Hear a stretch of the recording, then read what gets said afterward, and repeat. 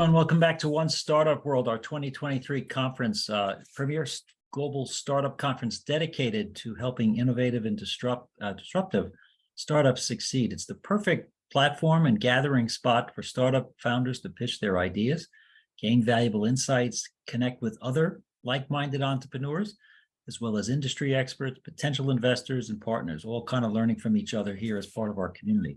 Our next company up is DigitBridge.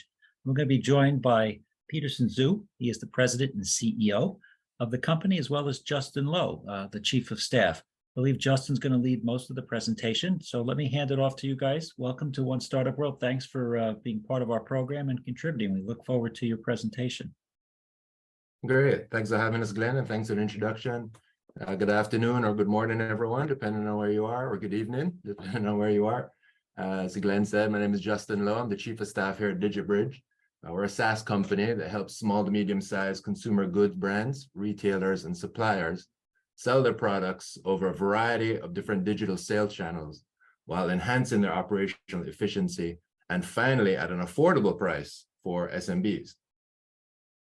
DigitBridge is a necessary product because it's very challenging for SMBs and wholesalers to navigate the digital commerce world. It's challenging for a few reasons. First off, the market has really changed. Businesses that have typically been successful in the past, they're understanding that they have to go more omnichannel. They have to sell more online. They have to sell more direct to consumer. They may have been successful in the past working with different retail partners. The pressure they're getting from retail partners has changed. It's not like anything they've seen before, and they need to modernize their business. But even when they do decide they want to modernize their business and go omnichannel, it's particularly hard, especially for wholesalers, because there's a lot of antiquated technology in the market, especially old ERPs that are based on local servers. Our solution is a true cloud-based technology. Of course, it allows you to work from anywhere, which is important these days. Real-time API integrations. It's really updating an antiquated industry. But then even for companies that do decide they want to upgrade their system, there's so many systems that companies have to use to operate their business. These systems often don't speak to one another, and it's difficult to be operationally efficient when you have multiple systems. And not only is it a big waste of time, they're of course very, very expensive. And for larger companies, they're able to absorb the expense. For small and medium-sized businesses, cost is an important factor that oftentimes they're not able to afford. So how do we solve that problem? We help SMBs overcome these challenges with the only affordable end-to-end solution on the market. Our solution helps consumer good companies with all the aspects of their business, buying inventory or raw materials, then they have to sell the product, then they have to fulfill their orders, and hopefully they're being so successful, they just repeat that cycle over and over again. We help them with all three phases of the cycle. We do this by providing 4 modules. One is a powerful omnichannel ERP that manages the whole process. And I can't emphasize the omnichannel part enough. Obviously, we can help with the digital sales and digital operations, but any traditional B2B business who are doing the traditional things like sales orders, intelligence insights, line sheets, catalogs, etc., we can help them with all aspects of their business. Our ERP powers 3 other modules. One is a warehouse management system to help them manage inventory and fulfillment. And the 2 models that I'm most excited about are product information management module and our Commerce Central for sales channel integrations. This helps SMBs with everything they need to sell their products across more digital sales channels and to help grow their business. Now, managing multiple channels is very overwhelming, it's time consuming, and it's very, very tedious. I don't know if anybody's ever done it before, but every channel has its own different requirements, not just in terms of the fields they're collecting, but even the photo resolutions and the sizing, those are different across multiple channels. So it can be very hard for the SMB to navigate all those different requirements. The DigitBridge software has developed a single source of truth where businesses can enter their product information just once into our system, and then that information is mapped to all of the different channel requirements. This saves an inexplicable amount of time for small to medium-sized businesses. The DigitBridge solution is aided in the fact that we have a successful in-house apparel brand that helps with all new feature development and testing. Along with me on the call today is our CEO, Petersen Zhu. Before Petersen founded DigitBridge, he owned a company. He still owns a company, Vibes-based, that's been in business for 30 years. Some years they almost hit 9 figures in revenue. Very, very successful apparel brand. And Petersen, over those 30 years, has seen firsthand how business has evolved. He saw a successful transition at Vibes-based from being a wholesaler to being a digital-first brand. And this was actually the inspiration for DigitBridge. So now we're operating DigitBridge, and we love having Petersen as our leader. It shows that we have the expertise and industry experience in this industry to be successful moving forward. We operate in the B2B market. It's obviously a massive market, as we all know. It's a $15 trillion market, but actually 49% of the transactions in those markets still happen manually. So there's a huge opportunity here for DigitBridge to help B2B businesses start their digital business and grow that side of their business. On the right, you can see that B2B sales continue to grow at a very high rate, almost 15% increase over last year. That's because businesses are realizing that they have to go omnichannel or they will not survive. We do believe DigitBridge is a great tool that will help them achieve that. We have 3 distinct customers that we service. They're all different in their own way, but they'll all get great value from DigitBridge. One is a traditional wholesaler, somebody who's been in business for a while, probably a little bit more manual, but they're looking to start or expand their digital selling channels, whether that's B2B, B2C, or B2B2C. We also service a small brand of the retail firm. Again, they want to expand their digital reach sales-wise. But to be honest, a lot of these companies don't even have an ERP or a system they're using. They're just using Excel or something else to track their inventory and sales. And that's either because of their infancy, their lack of experience, or the expense, probably the expense, or some combination of all 3. But we also help these people expand their business from a dropship supplier standpoint, where they get to boost their digital sales and grow their business. Currently, retailers and influencers lack the resources to access the dropship market, and we'll explain more about that later. Our last target customer is a third-party logistic company who we really think could make great use, particularly out of our warehouse management system. We're very proud of the WMS module, and we actually believe the warehouse management module could sell on its own, but for now, it is a part of our suite of services. In terms of pricing, we charge a monthly subscription fee, but the majority of our revenue comes from taking a commission of our clients' digital sales. So as our customers are successful, we are successful. There's also an onboarding fee, which really helps with our financial model.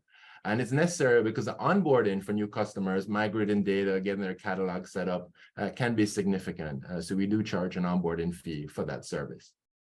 Just so you know, we project that as we scale, that 90% of our customers will fall in the first 2 pricing tiers, the 2 on the left. Again, an emphasis that we service small and medium-sized businesses.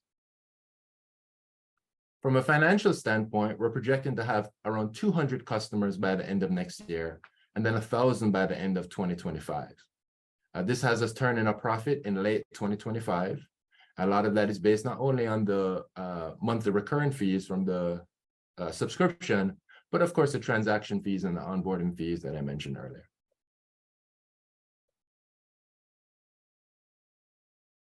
We're currently in beta. We're looking to have 20 to 40 customers by later this year.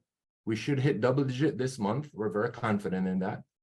We're going to go after wholesalers who are using some of the older products in the market, as I explained earlier, the antiquated technology. Particularly those who not only want to modernize the technology they're using, but they expand their digital sales channels. Partnerships will also be a major play for us. We integrate with QuickBooks and other accounting softwares. So sales channel sales, reseller agreements, people who use QuickBooks, people who want an ERP to manage their consumer good operations. Those are great potential clients for us. We've also started to do some digital marketing to understand our customer better. And we'll obviously use those learnings to refine our customer acquisition strategies moving forward.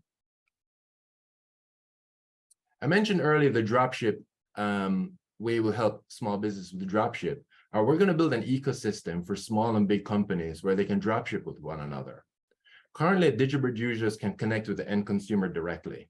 They can do that in a few different ways. They can go B2C, either through their website or different marketplaces. They can, of course, go B2B, where they go through retailers and influencers, And then the goods are sent to the end consumer either by a dropship supplier or by the company themselves. This is important because SMBs currently do not have a system or access to work effectively with dropship partners. Gaining access to these kind of channels will greatly enhance the user's digital growth. So all of the parties in this ecosystem will be able to use DigitBridge and speak to one another, which currently does not exist, especially not at an affordable price for an SMB. So this opens up all the different sales channels that a small business will be able to access and grow their business.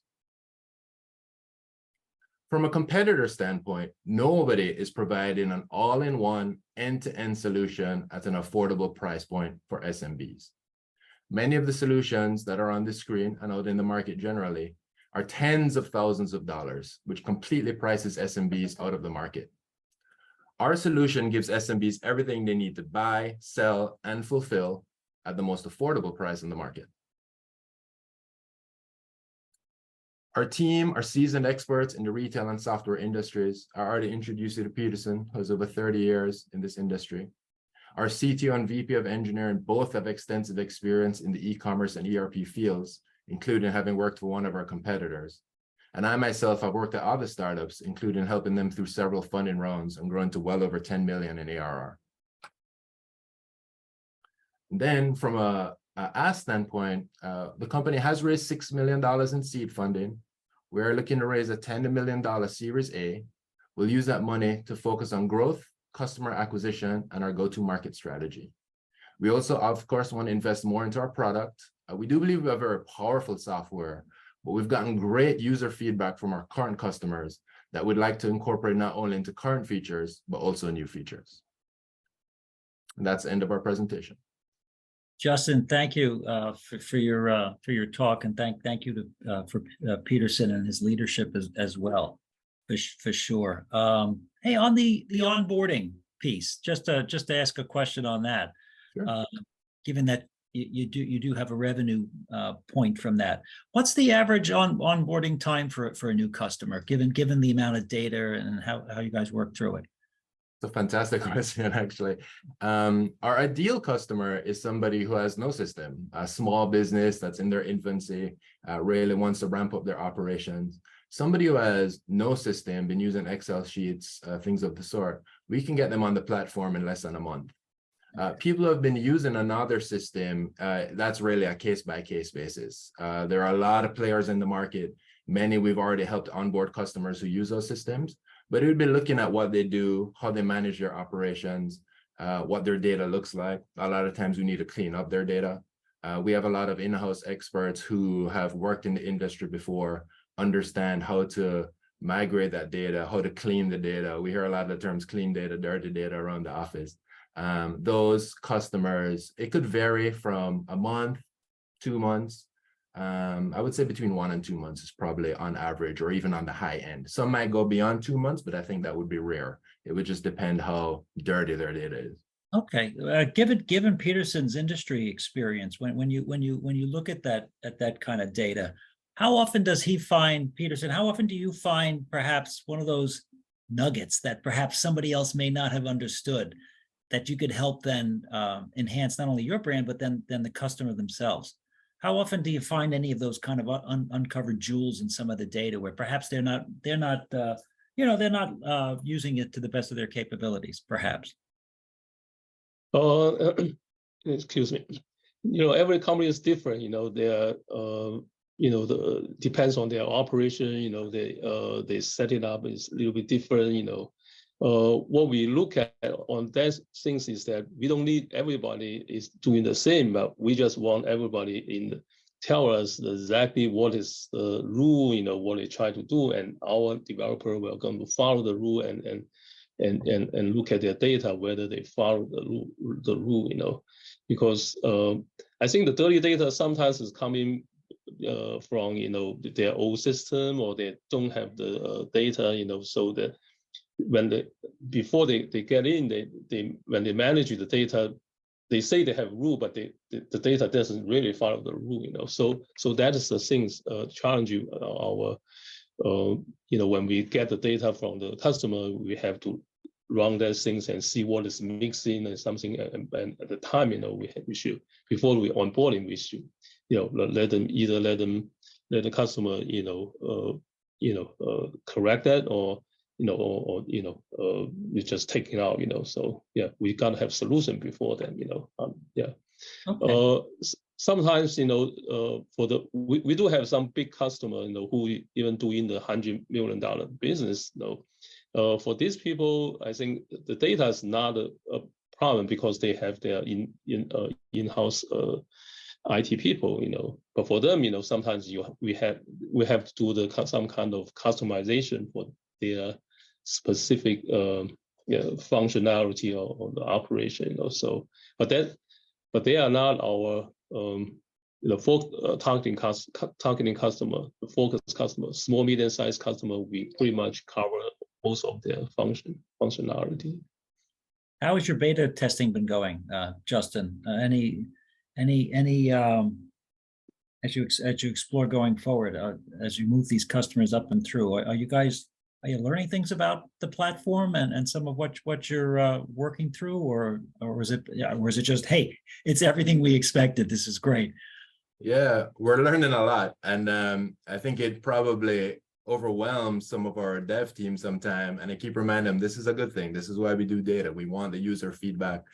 Some of our customers are a little bit more vocal than others. Those are, of course, my favorite customers.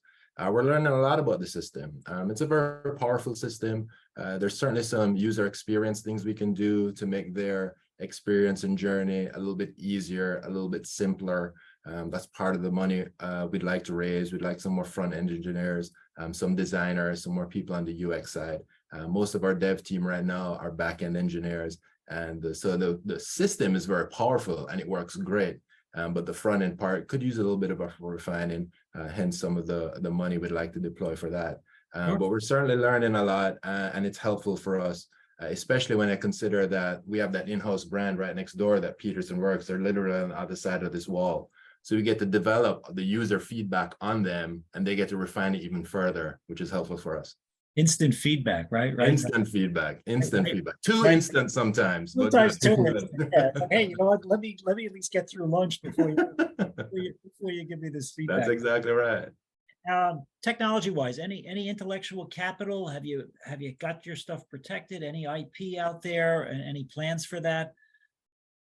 I'll let Petersen answer that if that's all right. Sure. Yeah,